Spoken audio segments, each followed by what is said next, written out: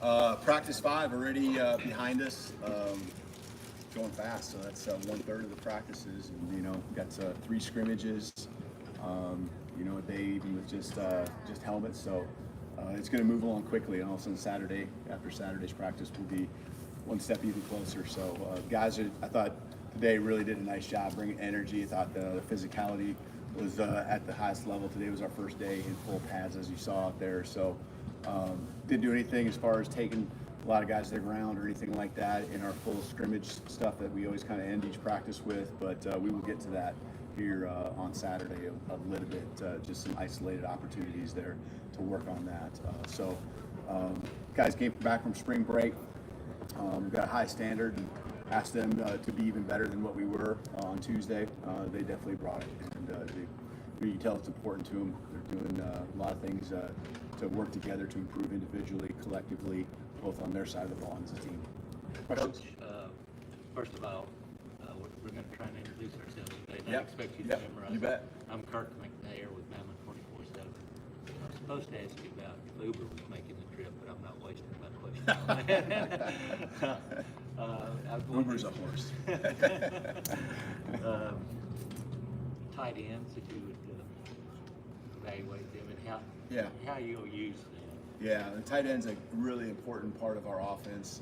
Always has been, always will be. I would consider us a pro spread type offense, and the tight end is a big piece of that. Controls the middle of the field, gives us extra gaps and run lanes. A guy who can line up inside with his hand down, off the ball, flex out, smart enough to build protections and can run the routes, all part of the tree. That's a big deal in our offense. Personal matchup issue, that we want to try to expose when we get the right guy out there. A lot of competition, a lot of rotation in. Y'all doing a pretty good job. You were getting CJ back here a little bit. He's not full go necessarily, but him added to the mix. So it's been a thin group, but it's with addition now here coming along, and it's a really, really important part of our team, being able to do different personnel groupings rather than just always be multiple receiver sets is a big deal. And the tight end group's always been important in that role. Coach, Tony Sikalas, Tight Illustrated. Brian Day the other day was talking about the communication between the center, and he said that Seth McLaughlin's problems last year were more about the cadence and stuff like that. Have you noticed anything in that regard, and what have you seen between the communication between the center and the quarterback? I guess Allen can really go off of what we've done right now, and we haven't had any problems there. So, we use our cadence, and it's the clap cadence and so forth. So, Jalen, all the quarterbacks have done a good job, I think, from what I've seen. We haven't really had any problems at all. Coach, Emily Grace McWhorter from the Next Round. Good to see you. It seems like you're having some great success on the recruiting trail and proving that you can recruit in the South. Is there anything new that you've learned about the process, and what aspects of your program are you utilizing with these players? I don't think there's anything new. I think our staff's just done a really good job. We did have to play some catch up early on, just trying to build some relationships quickly.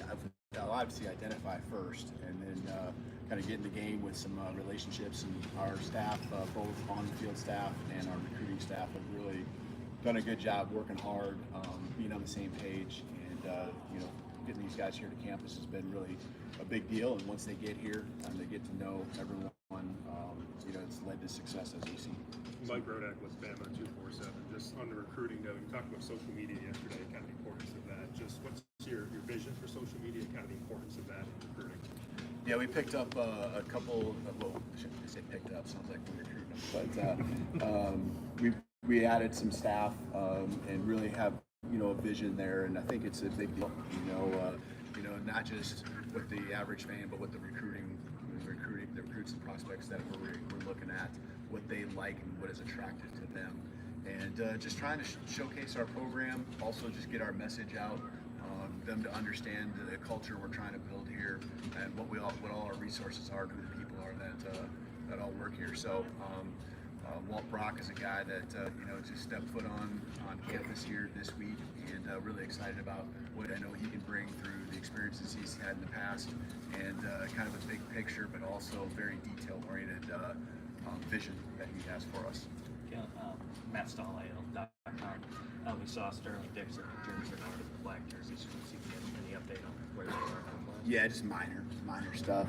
They'll be back. I don't know if they'll be back on Saturday, but they should be back here next week. Nothing major. Coach Mook, Alabama football on YouTube.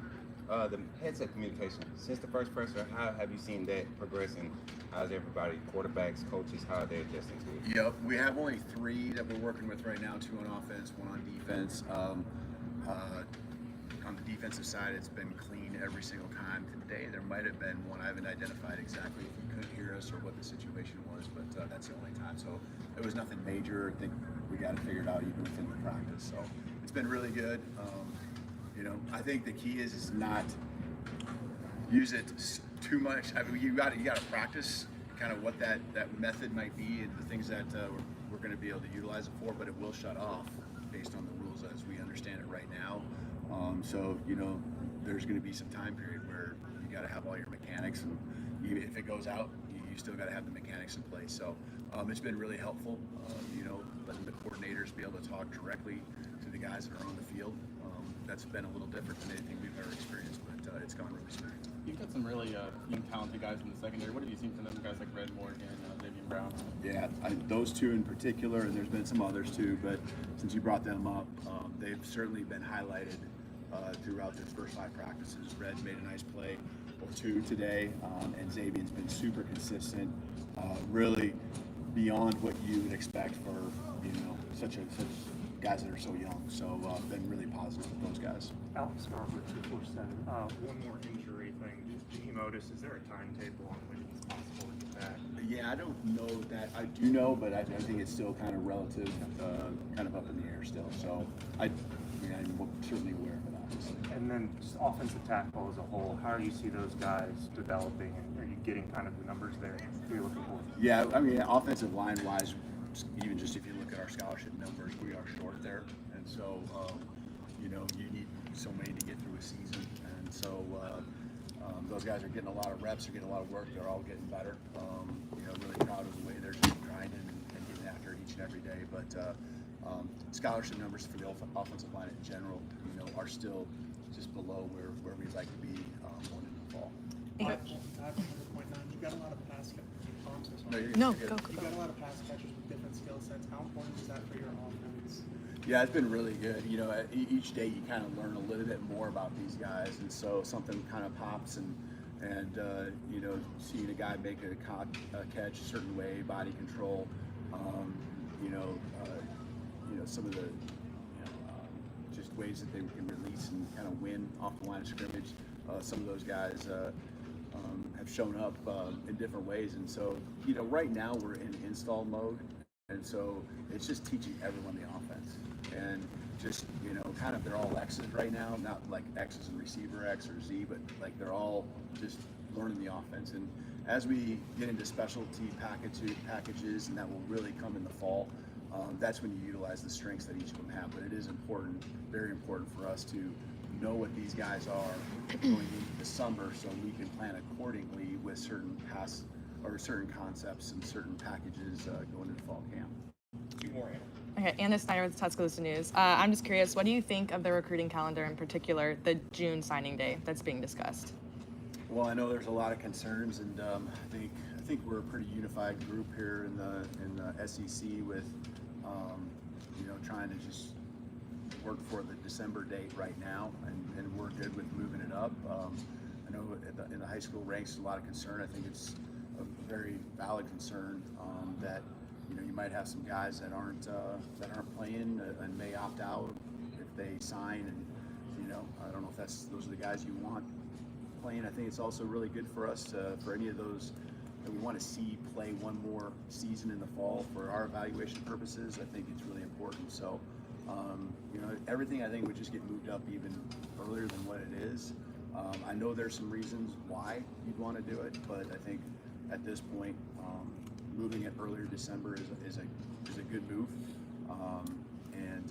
Just want to be careful not to speed things up more than what we have. But working and hearing from the high school coaches, I think that's what we're trying to do. We're trying to make the game better and make good decisions on behalf of all of us. And I think right now, moving to June is probably a little too much. Now that you find yourself in the middle of spring practice, what do you find yourself prioritizing the most, both in the building and outside?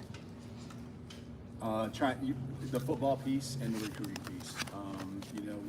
getting the staff aligned and, just trying to make sure that we're on the same page with what that practice and the execution of a practice is going to look like. It's big. To me, it's getting to know these guys and showing confidence and just acknowledging the growth that we're seeing with them, challenging them to be even better. So that piece with the players, but just the football, really evaluating how we do everything when it comes to who we are as a team, what our identity is becoming on both sides of the ball. And the guys are doing a really good job. We're throwing a lot at them, really fast. Today was some red zone stuff, and it just keeps coming. And Saturday will be even more. And we want to try to get ready for a scrimmage to where we can go up and down the field on any down and distance and every part of the field. We can go run plays and see where we're at. All right, Coach. Thank you. Thank you. Thank you.